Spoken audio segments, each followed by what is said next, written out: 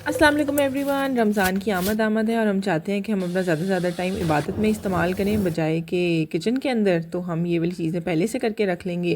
तो शुरू करते हैं। सबसे पहले जो है हम भला मसाला की तैयारी कर रहे थे। इधर मैंने जो है वो 200 ग्राम सूखा धनिया लिया था और 200 ग्राम ही ज़ीरा ले लिया था और 300 ग्राम जो थी मेरे पास ये गोल वाली लाल मिर्चें थी। बस इनको मैंने भून लिया था और उसके बाद जो था इनको ठंडा करने के लिए रख दिया था। तब तक ये मेरी हाउस हेल्प जो थी उसने मटर निकाले थे, मैंने बिल्कुल भी नहीं निकाले थे क्योंकि मेरे पास बच्चे भी हैं और भी काम है। तो उसने हाउस हेल्प से निकलवा लिए थे और इस तरह मैंने शॉपर में डाल के ना इनको फिर मैंने फ्रीज़र में रख दिया था। कुछ भी नहीं किया और जब तक जो था वो मसाला ठंडा हो गया था तो फिर मैं मसाला पीसना शुरू हो गई थी। ये मसाला एक दफ़ा आपने बोतल में भर के रख ली है, पूरा महीना 2 महीने वो तो आपके ऊपर डिपेंड करता है ना आप कितना यूज़ करते हो। तो ये बोतल जो है ना मेरी तो तकरीबन महीना, अब ज़ाहिर है रमज़ान में तो रोज़ बनते हैं तो रमज़ान में तो सिर्फ 1 महीना ही जाएगी, लेकिन वैसे जो है वो 2-3 महीने भी आपकी निकल जाती है और बड़ा जो है ना इसकी सहूलत रहती है। उसके अलावा फिर ब्रेड क्रम्स जो होते हैं वो बहुत इंपॉर्टेंट होते हैं, हमें हर चीज़ के अंदर ही ऑलमोस्ट यूज़ हो रहे होते हैं। नगेट्स हो जाएं, कबाब हो जाएं, कुछ हो जाए तो उसके लिए हमें ब्रेड क्रम्स तो चाहिए होते हैं। तो ये एक ब्रेड क्रम्स का बैच बना के मैंने रख लिया था और ये पुरानी ब्रेड होती है, मैं फ्रीज़र में जमा करती जाती हूँ और उससे निकाल के फिर मैं ब्रेड क्रम्स बना लेती हूँ। ये कुछ ब्रेड क्रम्स है जिनको मैंने रोस्ट करके रखा था नगेट्स के लिए। ये बड़े ही अच्छे ब्रेड क्रम्स रहते हैं, इस तरह क्रिस्पी बन जाते हैं। और इमली जो थी वो मैंने रात को भिगो के रख दी थी इमली की चटनी के लिए। बस गुठलियाँ मैंने इसकी अलग कर ली थी हाथों के साथ ही मसल के, और उसके बाद जो बाकी उसके छोटे छोटे ज़रे होते हैं ना वो निकलते नहीं हैं। तो इस तरह मैंने जो था ना किसी चीज़ में डाल के और इसके पल्प अलहदा कर लिया था। फिर उसके बाद चीनी इसमें डाल दी थी और काला नमक जो है इसके अंदर बहुत अच्छा फ्लेवर देता है, ज़रूर डाला करें। और चाट मसाला है और उसके अलावा भल्ला मसाला। अगर आपके पास भल्ला मसाला नहीं है तो सूखा धनिया, ज़ीरा और कुटी मिर्चें जो हैं आप यूज़ कर लें उसकी जगह। रेसिपी मैं डिस्क्रिप्शन में मेंशन कर दूंगी। और फिर यहाँ पर जो था मैं देसी घी निकालना शुरू हो गई थी। सबको पता ही होगा कि मलाई जमा हुई होती है, मलाई से जो है आप आराम से देसी घी निकाल सकते हैं। इसकी कोई ख़ास स्पेसिफ़िक रेसिपी तो होती नहीं है, सबको पता है कि किस तरह जो है वो देसी घी निकलता है। बस ये मैंने देसी घी निकाल के और एक साइड पे रख दिया था। अच्छा, थोड़ा सा मक्खन जो था ना वो मैंने रख लिया था कि बच्चे पैनकेक्स वगैरह मांगते हैं तो उसके लिए यूज़ हो जाएगा। फिर उसके बाद यहाँ पर रात हो गई थी और मैंने जो थे चने और दाल जो थी ना माश की वो भिगो के रख दी थी। जब तक मैं ये सारे काम कर रही थी ना तो मेरी हाउस हेल्प जो थी वो चिकन को धो रही थी। इतनी ज़रूरत होती है ना चिकन को धोने की, आपको पता है कितना गंदा होता है चिकन। तो बस वो कर दिया था उसने काम, और बाकी जो था ना मैं इधर अब पैकेट्स बना रही थी। बोनलेस होता है मैं अलग रखती हूँ और गर्दने वगैरह है वो उनको मैं अलग से एक पैकेट में डाल के और उसके ऊपर हड्डियों का टैग लगा देती हूँ कि इसके अंदर जो है ये गर्दने वगैरह चीज़ें पड़ी हुई हैं, ताकि जो है ना अलग से यूज़ हो सकें। और फिर उसके बाद जो है एक पैकेट में इस तरह बना लेती हूँ कि 2 उसके अंदर लेग होते हैं, 2 पट होते हैं, 2 उनकी हड्डियाँ वगैरह होती हैं, 4 एक और विंग्स होते हैं। बस ये पैकेट होता है और इसको मैं बना के तो रख देती हूँ। तब तक जो था ये इमली भी ठंडी हो गई हुई थी तो मैंने इसको भी बॉटल में डाल दिया था और ये इमली की चटनी हमारी रेडी हो गई थी। देखें किस तरह की परफेक्ट इसकी कंसिस्टेंसी और कितनी, और मज़े की भी इतनी होती है ना। काला नमक तो जो है ना इसकी एक सीक्रेट रेसिपी है, वो ज़रूर इसके अंदर ऐड कीजिएगा और आप देखिएगा कि आपकी कैसे गेम चेंज होती है।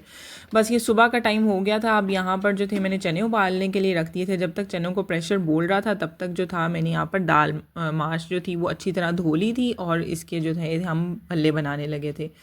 ये दाल जो थी मैंने इसमें ब्लेंडर में डाल दी और इसके अंदर ये आधा किलो दाल थी और इसके लिए मैंने 1 कप पानी जो था वो ले लिया था। थोड़ा सा 1 चम्मच का बराबर ज़ीरा लिया था और 1 ही चम्मच जो था इसके अंदर नमक का डाल दिया था और इसको मैंने ब्लेंड कर लिया था अच्छे से।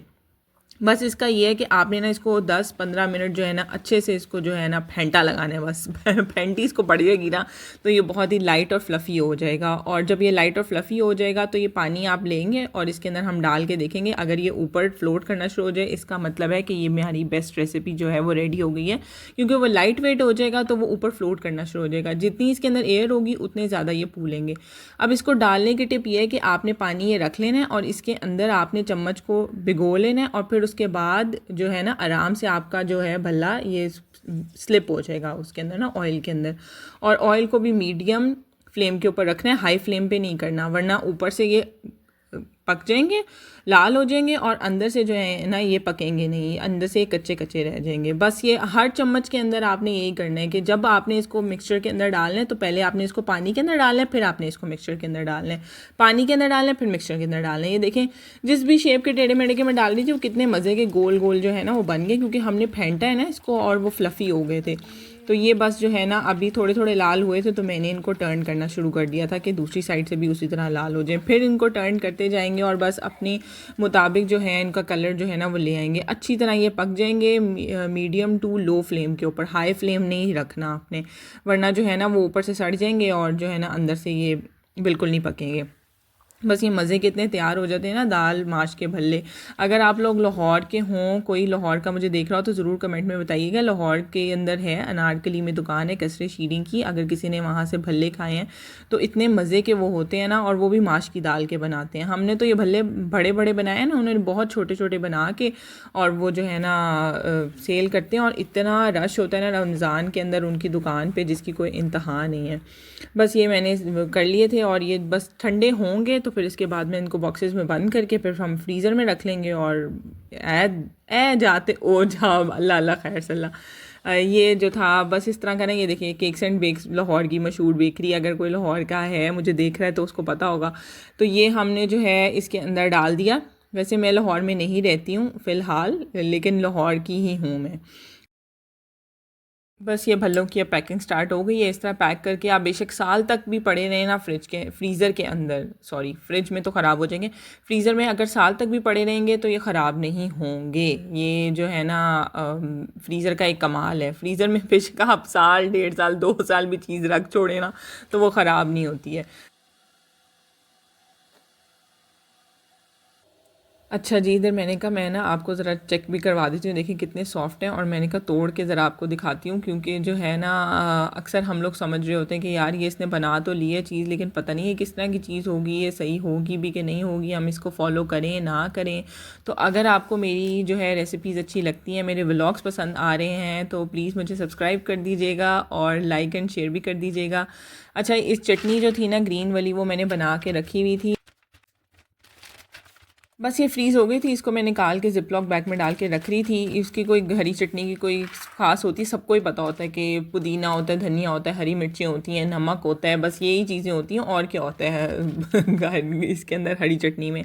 अदरक लहसुन भी जो है ना बहुत ही ज़्यादा ज़रूरी है। अगर आपने अफ्तारी सहरी कुछ भी बनाना है, अदरक लहसुन अगर होगा तो दुनिया के अंदर जो है ना हर काम होगा। अदरक लहसुन तो मुझे ऐसा लगता है कि ना अगर नहीं है ना आपके फ्रिज के अंदर तो आप जो है ना कुछ भी नहीं कर सकते। बस ये इस तरह मैं करके ना तो रख लेती हूँ, और ये महीना एक जो है ना 2 महीने भी मेरे जो है ना ऑलमोस्ट निकल जाते हैं, क्योंकि आपके ऊपर डिपेंड कर रहा होता है ना आप कितना खाना बनाते हो और कितना यूज़ करते हो। अच्छा, वो हड्डियाँ मैंने आपको दिखाई ना कि मैंने शॉपर बना के रख लिया था, तो ये मैं करती हूँ कि मैं इनको बॉयल कर लेती हूँ और इसका चिकन अलग कर लेती हूँ, और बाकी ये इस तरह करके ना तो मैं एक टैग लगा के इसके ऊपर रख देती हूँ कि ये बॉयल्ड चिकन है।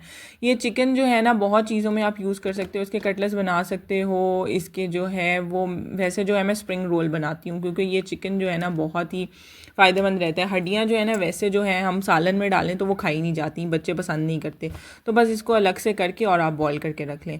मैदा भी छान के रख लेंगे तो सारा रमज़ान जो है इतनी आसानी से गुजर जाएगा। मैदा होगा आपके पास, और इसी तरह जो है वो बेसन भी छान के रख लें तो पूरा रमज़ान जो है आपको छानने की ज़रूरत ही नहीं पड़ेगी। बस कप 2 कप निकाले और आपने पकौड़े वगैरह बना लिए, आराम से इस्तेमाल कर लिया। अच्छा, रमज़ान से पहले ना तकरीबन सारी ही सब्ज़ियाँ सस्ती हुई थी। अब देखना जैसे ही रमज़ान आएगा ना और शुरू होगा जैसे रमज़ान, तो हर चीज़ को आग लग जाएगी। फल हो, सब्ज़ियाँ हो, हर चीज़ जो है ना तबाही के मकाम पर जो है ना पहुँच जानी है हमारे पाकिस्तान के अंदर। वो पता नहीं और मुल्कों के अगर लोग देखते हैं तो वो बताएं कि उनके मुल्कों में किस तरह होता है। मैंने तो यही सुना है कि हर मुल्क में जो है ना वो चीज़ें सस्ती हो जाती हैं, रमज़ान के अंदर ऑफ़र्स लग जाती हैं, लेकिन पाकिस्तान के अंदर हर चीज़ जो है वो डबल रेट पे पहुंच जाती है रमज़ान के अंदर।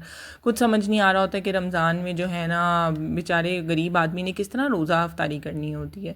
तो बस लीमू सस्ते थे तो हमने पहले से ही जो है ना फ्रीज़ करके अब रख लेने हैं, और हम रमज़ान में आराम से निकालेंगे क्यूब्स और यूज़ कर लेंगे।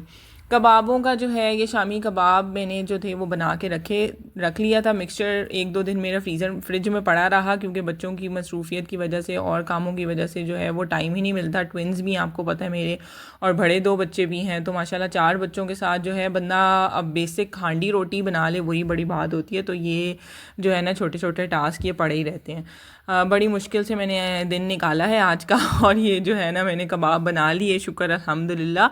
और इसकी रेसिपी जो है मैं इंशाल्लाह नेक्स्ट व्लॉग के अंदर शेयर करूँगी, इंशाल्लाह करूँगी ज़रूर ऐसे ही है।